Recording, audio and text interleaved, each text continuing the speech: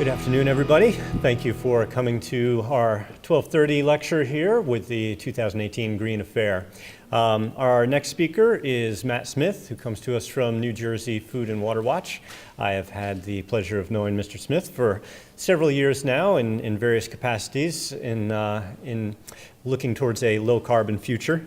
I have always found Matt to be a very well-spoken and informed individual, and consider him to be a valuable ally in this fight towards preserving our environment for future generations. So with that, I'd like to welcome Mr. Matt Smith. Thanks so much, Greg, and welcome everyone. It's great to be back here. I think the last Green Affair I was at is probably going back 2 or 3 years, but it's always been a really good spot to connect with like-minded individuals, both youth and students, as well as community members who are coming out to both share and learn information in really what feels now like even more critical of a moment than it felt like 2 years ago, when it felt very critical to be doing this kind of work. So thank you all for taking the time out of your schedule to be here today. As Greg mentioned, my name is Matt Smith, and I'm a senior organizer with Food and Water Watch. And we're a national nonprofit organization that champions clean drinking water and healthy food for all people. I think what makes Food and Water Watch unique are really twofold. One, we don't take any corporate or government funding. And what that means is that we can take positions based on a very principled analysis of an issue and not necessarily play the compromise game that oftentimes nonprofits are forced to do based off of where they get their funding from, whether it be a specific party or a specific foundation with ties to a party or a specific company or a corporation. We don't have to navigate those dynamics, which I think allows us to take the strongest positions in the environmental movement. An example of this was we were the first national organization to call for a ban on fracking back in 2011, before it was really a household term.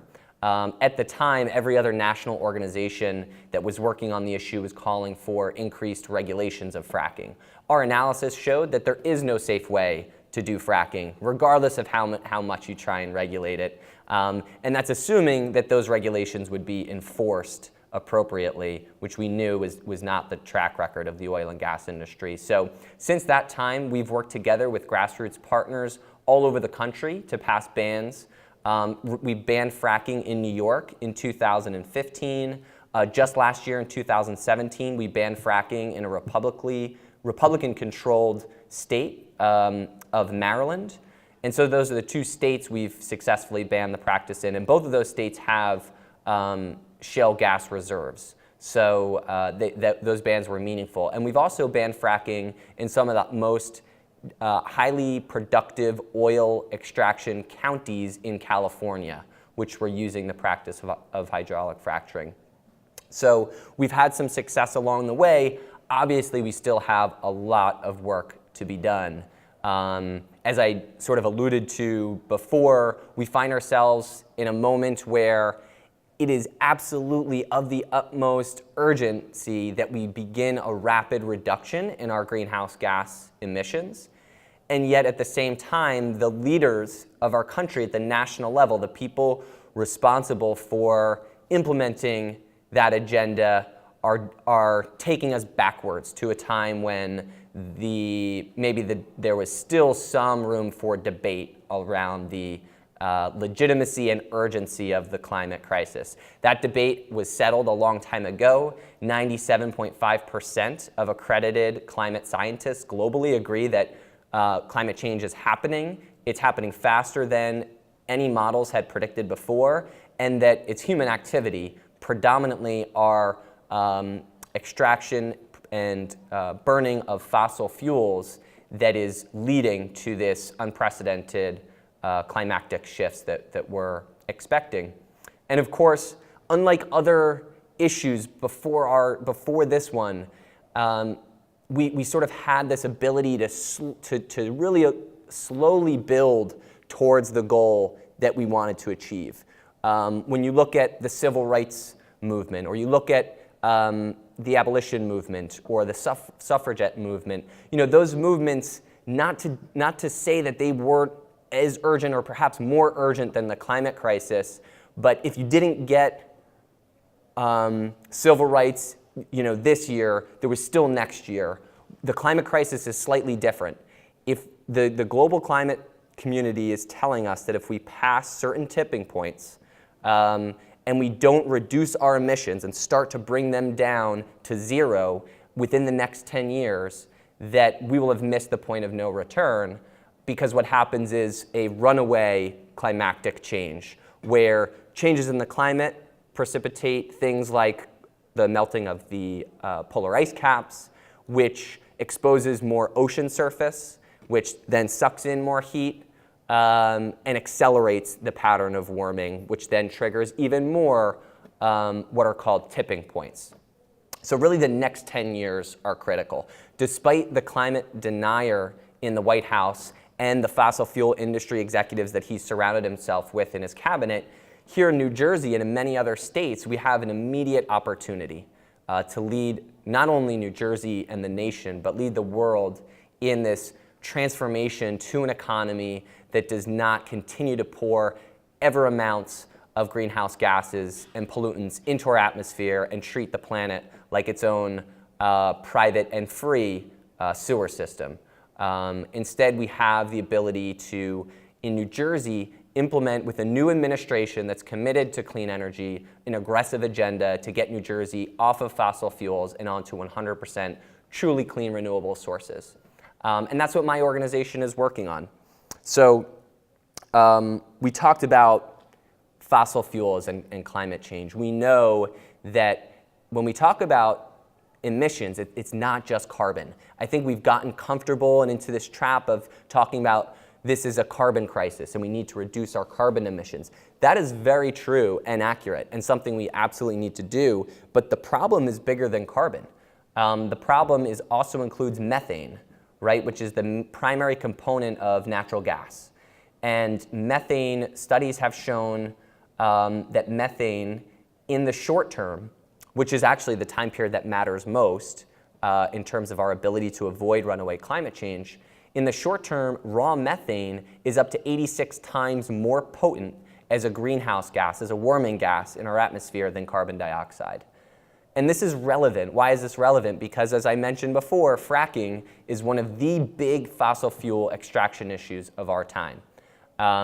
The climate debate aside, fracking is poisoning people's water, it's destroying people's land and communities, it's changing formerly pristine rural communities into industrialized extraction zones where thousands of truck trips are going down roads, polluting the air, impacting the social infrastructure. We've done studies in Pennsylvania that shows the rates of sexually transmitted infections, of domestic violence, and of assault and abuse have increased in communities that have active fracking wells taking place. Oftentimes that's because the industry brings in migrant workers from out of state who are not connected with that community. They're predominantly men and they're predominantly younger men. And so when you take them away from their own families or away from their own communities and you drop them in a place where you set them up in essentially what people call man camps, so they're living in either really cheap hotels or some other, really impromptu form of lodging. That creates a strain on a community that has really been organized for hundreds of years around a rural family dynamic, and it leads to all sorts of problems that I just mentioned. But when we look at the climate impacts of fracking, that's the most concerning part, because what's been estimated, again, the methane, which is what, at least in Pennsylvania, they're fracking for. They're fracking for natural gas. And that methane that escapes into the atmosphere in its raw state throughout the whole life cycle of fracking, so not just where they drill it in Pennsylvania and in Texas and in Oklahoma, but the pipelines that carry it from those places to here in the Northeast, the compressor stations that compress the gas to force it through those pipelines, and the burning and the processing facilities at the consumption end, has at least a 6% escape rate, meaning 6% of the gas that's drilled is going out into the atmosphere as raw methane. And so really what the industry and what Wall Street has tried to do is position natural gas as a bridge fuel, right? We've all heard it. And there is some truth to the fact that natural gas burns cleaner than coal, about 50% cleaner when it comes to carbon emissions. But when you account for the 6%, at least minimum 6% of leakage rates from the wellhead to the burner tip, it turns out that fracking has a worse greenhouse gas impact. Natural gas has a worse greenhouse gas impact than either coal or oil. And so that's what we're up against. The industry is embarking on a massive transformation to try and switch most of our energy production from coal and other sources onto natural gas. But if we allow that to be our de facto fuel for energy, we know what that means. It not only means more fracking and more sacrificed communities in rural America, but it also means more power plants in urban areas and suburban areas, and it means much more increased climate pollution. So, and we don't need it, right? We don't need the fracked gas. We have clean, renewable energy sources and resources that are available to develop at scale today. Given today's technology, offshore wind is already cost competitive with coal. So we can develop offshore wind resources and maintain energy affordability here in New Jersey. Solar, in many instances and in many parts of the country, is also becoming cost competitive with traditional fossil fuel-based power generation. And these technologies will only improve in efficiency and therefore reduce the cost moving forward. So an investment today that can ensure rate affordability will actually produce lower rates in the long term. That's because unlike fossil fuels, which are a finite source, and eventually as supplies go down and demand goes up, we will see prices increase, and that's what the fossil fuel industry wants, right? They want to hook us on natural gas for another 50 years and then watch their profits go up. The resources like harnessing the sun and the wind energy, those are not finite resources, right? The sun shines, if not every day, at least hundreds of days out of the year, depending on where you live. And the wind blows usually when the sun isn't shining. So we can use the combination of those two resources to produce 100% of our electricity needs here in New Jersey. All of us probably are familiar and know what the impacts of climate change are. We're not only reading about them in our textbooks, learning about them in our classes, but we're experiencing them. We know that since 2015, we've experienced the hottest years on record every single year up through 2018. So 2015 was the hottest year on record, then 2016 broke it and became the hottest, then 2017, and now we're in 2018. So for 3 years in a row, we've broken the historical record temperatures for Earth. In 2012, those of us here in New Jersey experienced Superstorm Sandy that devastated, caused hundreds of billions of dollars in damage to property. But that was only one extreme weather event. We had Irene, and those of us in William-Paterson and the Wayne area knew that the flooding from Irene was actually more severe in many ways than the flooding from Sandy was, at least in this part of the state. And so we're seeing a intensification of extreme weather, but also more frequent extreme weather events. This last hurricane and extreme weather season broke all records, both in terms of the number of extreme weather events and the intensity of those events.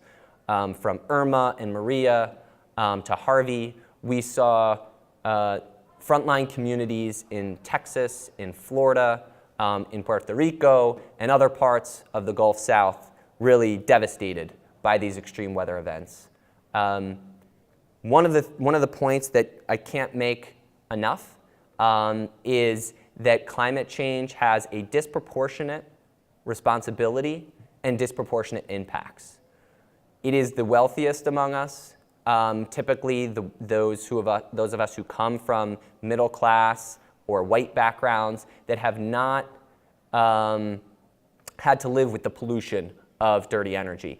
In fact, in the state of New Jersey, the #1 indicator of whether you will live next to a polluting fossil fuel power plant with above safe levels of exposure to air pollutants is not income, but it's race, right? So that gives you an indication of the connections between racial justice and environmental and climate justice, particularly here in New Jersey.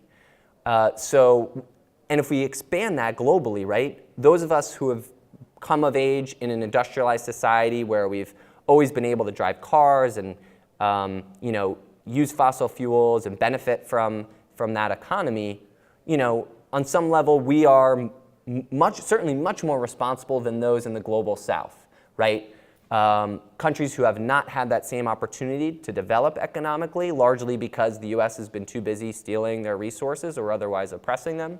But for many other reasons too. Many cultures, have chosen not to follow our path in terms of becoming a modern industrial economy.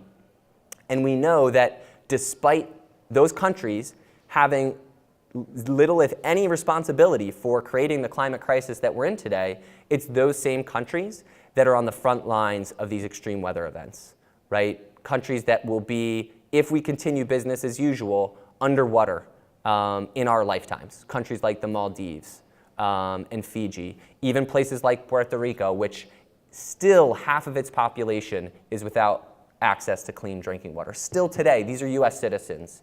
And virtually, I would argue, nothing appropriate to the response we've seen from this president or from this Congress, right? And so oftentimes when I make these presentations, they can be very gloom and doom, and it can get you to a point where you're almost like, well, what is the point, right? How can we address this climate crisis? It's too late. The problem is too big, and I'm just going to block it out. And I feel like that's, I've been there, and many of us go there, and I think it's a defense mechanism to maintain our own sanity and to have some happiness and joy in our life. But it doesn't matter, even if assuming it is too late, right? And we can't bring in the climate crisis in time, which I actually don't think is right, and science agrees that we do have this window to still address the climate crisis in a meaningful way and avoid the worst impacts. But even if we blow through that, the political questions and the moral questions and the social questions of how we respond to these crises and what our borders look like when the UN predicts by the year 2100 we're going to have 250 million climate refugees, right? If we continue down the path of militarization, of expanding the prison industrial complex in this country, of making this a country for the wealthy few and not the poor masses, then we will be, this will be no place that I would want to live, and I'm sure many of you all feel the same. So we talked about some of the impacts from fracking already, and the beautiful thing is that with clean energy, it's not just about improving our environment. It's not just about addressing the climate crisis. Clean energy marks perhaps the single greatest opportunity for economic development, both here in New Jersey as well as nationally and globally, right? Think about replacing our entire energy systems with offshore wind and solar and all of the infrastructure needed, retrofitting all of our buildings, right, to be super efficient and to consume far less resources, creating closed loop cycles so that in our production of things, we're not making waste like we do today, but everything is being reutilized and repurposed. The amount of jobs available from that kind of economy versus the fossil fuel economy are exponentially greater, to the tune of 10 to 1. We can create 10 times as many jobs with every dollar invested in a renewable energy economy than we can with the fossil fuel economy. Now, that's bad news if you're the fossil fuel industry, right? Because that same ratio is what has allowed you to accumulate all of the wealth and resources that you have, right? The fossil fuel industry is the wealthiest industry since the creation of money. They are worth over $20 trillion globally. Well over that when you consider nationalized in companies that are owned by countries like China and Venezuela. And so by redistributing that wealth and the money that gets put into energy use, into a more equitable and a more sustainable renewable energy economy can be the lever that brings the masses of people who are living in poverty and suffering and gives them the opportunity to find meaningful and dignified work in this society. It won't be easy. I'm not going to say there aren't technological challenges as well as political and organizational challenges that need to be overcome, but the opportunity is there, and certainly I believe that if we had the will collectively, and especially politically, if we can get the right policies in place, that we can begin to affect those kinds of changes. So really what that refers to is called a just transition. So it's not enough that we transition off of fossil fuels and onto renewable energy. We need a just transition, and we need a just transition because another way that the fossil fuel industry and their political allies stay in power is by pitting our communities against each other.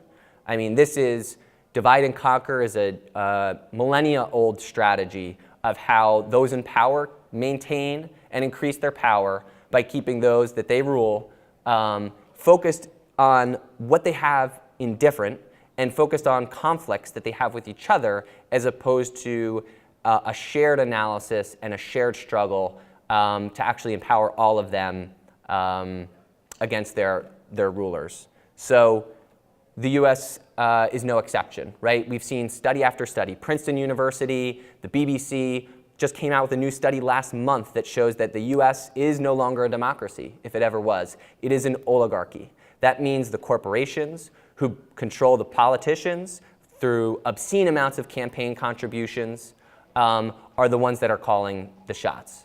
So we know that we know that in order to begin this transition, that's the first question. How do we unite our communities to take on the political power of this fossil fuel industry? That doesn't happen with a vision that says, everything's fine, don't worry about your poverty or your racist police forces or the militarization of our country, let's just work on getting solar panels up, right? Is that going to motivate the hundreds of millions of poor and otherwise oppressed people in this country to support a just transition to renewable energy? Probably not. If that transition involves things like giving every community a meaningful seat at the table, giving them control over the decisions about how renewable energy is developed in their community and where it is, giving them direct ownership of those renewable energy assets, providing job training and job placement in the renewable energy economy, and focusing those job training and placement programs on those communities, individuals who are most directly impacted by fossil fuel pollution, as we already said in New Jersey, the number one indicator of whether you're going to be polluted and whether you will have higher rates of lung disease is race, right? So we need to be looking at how can renewable energy serve as a mechanism for progressive change and economic development, and really talking about creating a more fair and balanced and healthy society overall. And that is the kind of vision that can mobilize people and bring people together to actually take on the power and break the power of the fossil fuel industry to begin this transition. So it also focuses on the impacted workers, right? Because as much as I might, sometimes begrudge the pipeline worker or the person who's working at a refinery, right, and say, could you get another job? Like, they weren't responsible for making those decisions. Those decisions happened either through public policy or by wealthy people investing in those kinds of energy systems. And so when we transition to renewable energy, a just transition also means that impacted workers, that could be poor rural miners in West Virginia, or it could be steel workers working in the Bayonne refinery or the Bayway refinery here in Linden, New Jersey. They need to be given the job training, job placement, and temporary financial assistance so that they're not suffering as a result of the transition. We talked about just the sheer number of job potential in the clean energy future, and this shows you where those jobs would come from and compares it with the business as usual.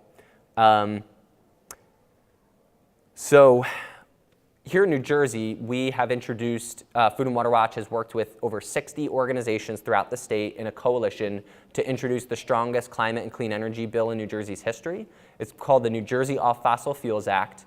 It was introduced by Assemblyman Tim Eustace and Senator Patrick Deignan, and it would require that all electricity produced and sold in New Jersey comes from truly clean 100% renewable energy sources by the year 2035.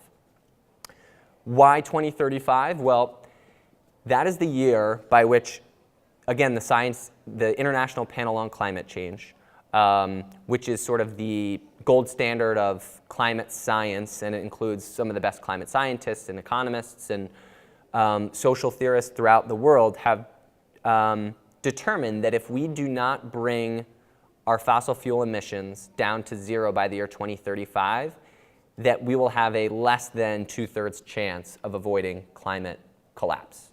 So there is no guarantee that if we bring our emissions down to zero by 2035 that we will avoid climate collapse. That being said, if we can, we have a better than at least a 2/3 chance of avoiding those critical tipping points. And even more important than getting to zero by 2035 is what is done in the next 10 years, right? Because there are key thresholds in the next 10 years that if we could start to dramatically bring down our annual greenhouse gas emissions, we could actually buy ourselves more time on the back end to get down to zero. We've talked about climate tipping points like the melting of the polar ice caps and how that actually will create even more warming. Who here is familiar with the Paris Climate Agreement or Paris Climate Treaty? Yeah, so at least half, I would say. So this was an agreement forged by over 100 nations through the UN that agreed that, despite the shortcomings of the Paris Agreement, the one strong thing was that they all agreed that we must not let Earth's surface temperature increase by more than 2 degrees, and we ought to do everything we can to limit it to no more than 1.5. And that's based off of predominantly the needs of the global south and other vulnerable coastal communities to ensure their very survival. So, that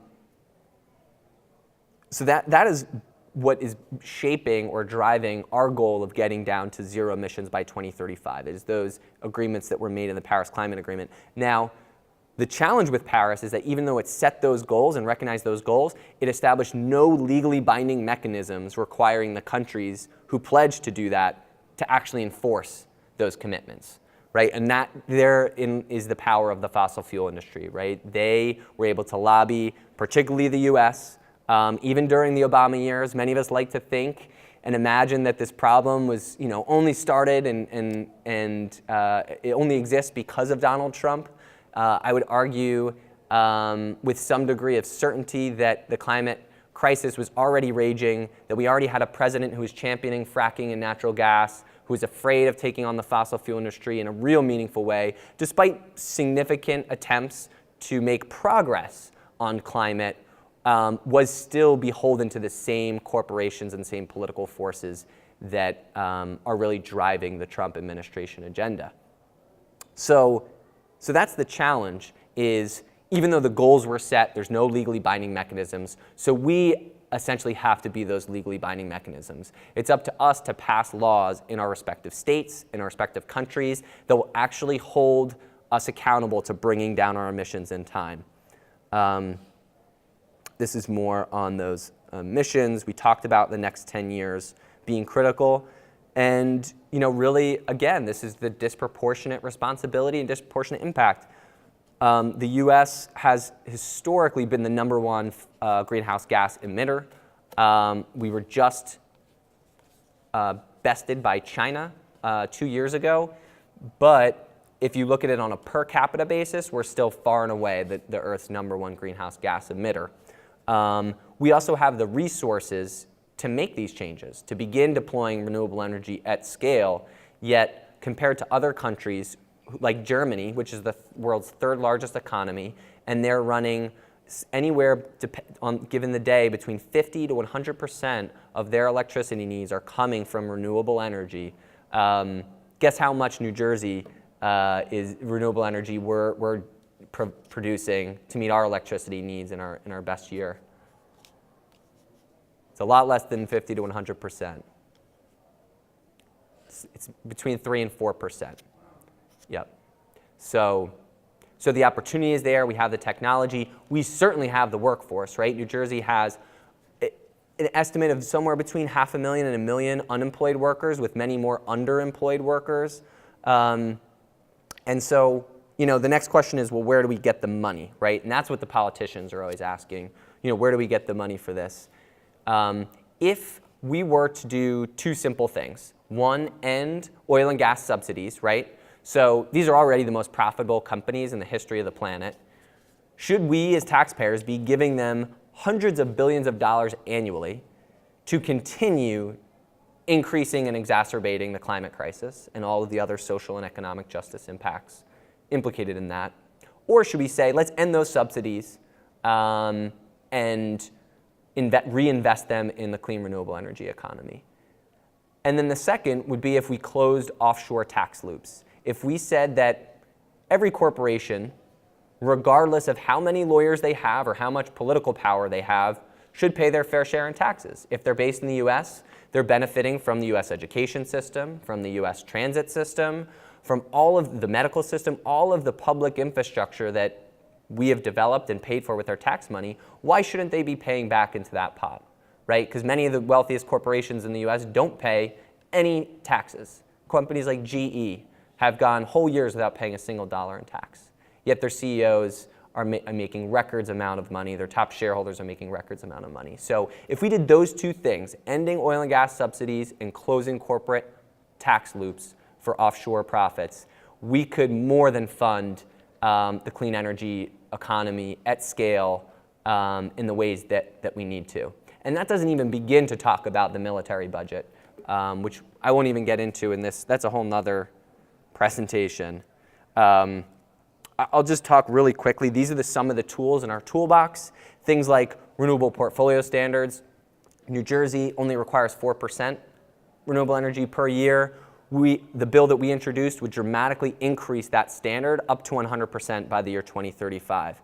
Things like energy efficiency, making our homes and our buildings and our schools more energy efficient.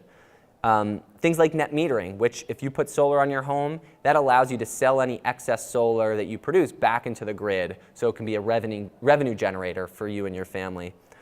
Things like community solar. So let's say you live in Newark, New Jersey, in a low-income housing development, which many people in Newark do, and you don't own your rooftop, right? So how do you put solar there and participate in the benefits from solar and the income that it can provide?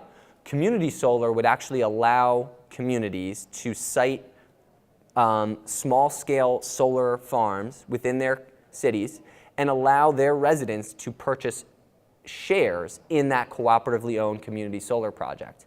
And in many cases, it would actually assist community members in getting those shares, so provide them with some sort of financial incentive or financial subsidy. And so that would allow for folks in non-traditional housing or low-income housing to still get some of the economic benefits from ownership of renewable energy. Things like public financing, we talked about just transition, and the feedback you get more than any other when you go to a community like Newark and you talk to residents or community organizers and you talk about this issue, the number one thing is that they have a seat at the table, right? For years, those communities have been left out, disenfranchised from the political process, whether that's racially or economically based voter suppression laws, whether that's through a whole assortment of tools, just the perpetuation of poverty, generational poverty that keeps people unable to meaningfully participate in the process. It's up to us to actually create those opportunities so that those who are most vulnerable and most directly impacted have a seat at the decision-making table. I'm not going to talk about all of these. We've talked about many of them in some detail.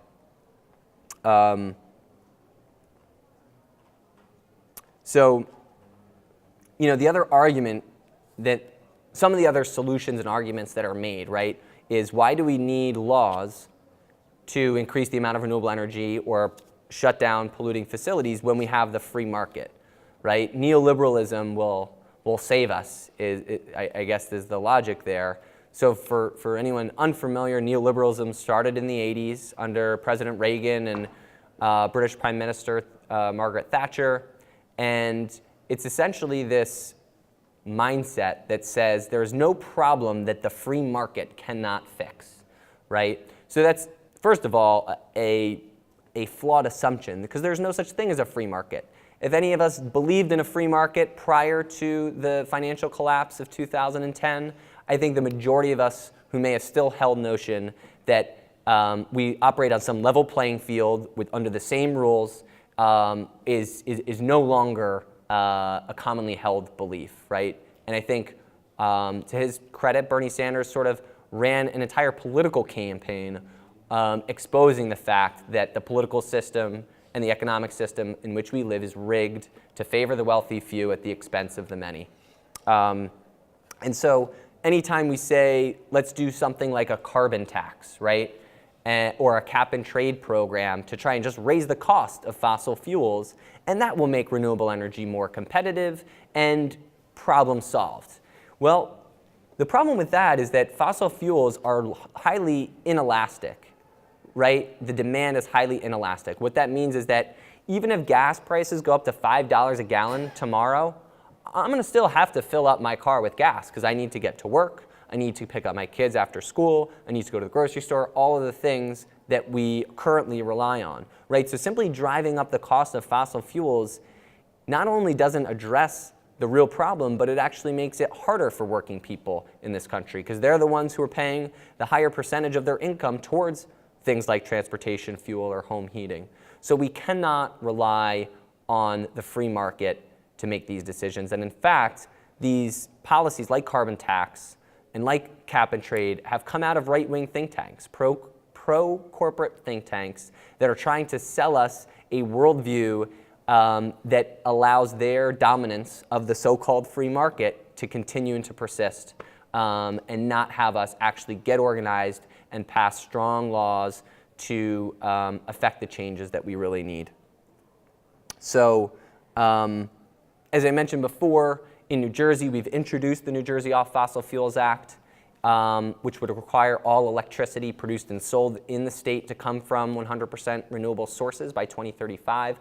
We've also introduced a similar law at the federal level, so that would apply to all states in the US. At the federal level, we already have the just transition components in the bill, right? So there are specific programs in that bill that would provide jobs, job training, job placement, financial assistance to low-income and communities of color, as well as impacted workers from the fossil fuel industry. In New Jersey, we're still working to get those pieces included in the legislation as amendments. So basically, right now, both of these pieces of legislation are just bills, right? And so if we remember back to like civics class in elementary or middle or high school, first a bill, in order to get to be a law, a bill has to be drafted and introduced. Here in New Jersey, it has to go through the relevant committees and be voted on in those committees. And then once approved in committees, it goes to the full floor of the Assembly and Senate for a vote to approve. So that process could take anywhere from 6 to 12 or more months. And so we need to use that time to not only build support for the bill, but make sure the bill sponsors and everyone knows that we don't support the bill unless it has just transition components and environmental justice components within the bill. And so what I would ask everyone to do is find out who their legislators are at the state level. And that depends on what district you live in. In New Jersey, there's 40 legislative districts. So you can find it right on Wikipedia and say, what town or what district is my town in? Or just look up, your town on Wikipedia, and in the political section, it'll show you what district you're in. And then based on that, you can look up who are the legislators in that district and call them. Or if you prefer, if you're not comfortable making a phone call, write them a letter. But either way, let them know that you want them to support the New Jersey Off Fossil Fuels Act that would get New Jersey to 100% clean energy by 2035. The bill numbers are A1823 and S1405. So there's an Assembly bill and a Senate bill. And if you call and ask your legislators to support those bills, that's the immediate way to get involved. But we have an ongoing campaign where we're looking to engage thousands of New Jerseyans in diverse communities all over the state in this essential work. And so if you want to see how you can bring this to your town or city, or if you want to see just, maybe you only have 2 hours a month, right, or an hour a week that you can donate or volunteer, we can find ways to get you paired up with volunteer activities that match your skill set, match your passions, and that will have a direct impact on the success of this campaign. So I'm going to hang out afterwards here for a little while. I'll also then be inside the event talking to folks. So if anyone wants to get exchange contact information, we have petitions here. That's another great way where you can indicate if you want to volunteer on the petition, and then I would follow up with you. But really what we're talking about is changing everything, right? Fossil fuels and the petrochemical industry dominate almost every aspect of our lives right now. And in order to change everything, we need everyone to get involved.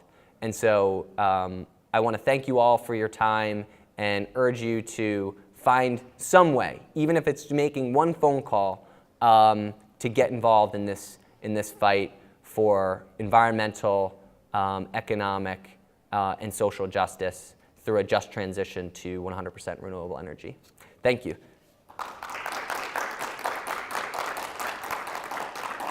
Oh, and if there's, I think we have a little time, so if anyone has any questions or thoughts, yeah. Excuse me, you talked about climate collapse. Yes. What is that?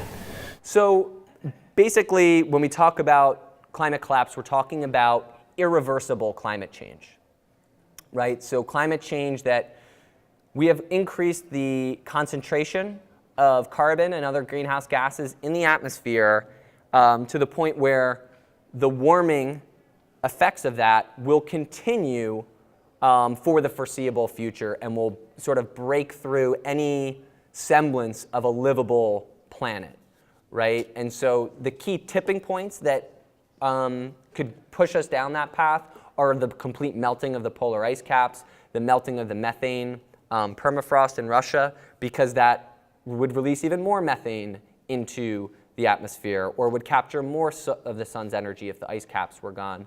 So really, that's why the 10 years is so critical. We need to avoid those tipping points and begin emissions reductions rapidly now in order to avoid that climate collapse or runaway climate change.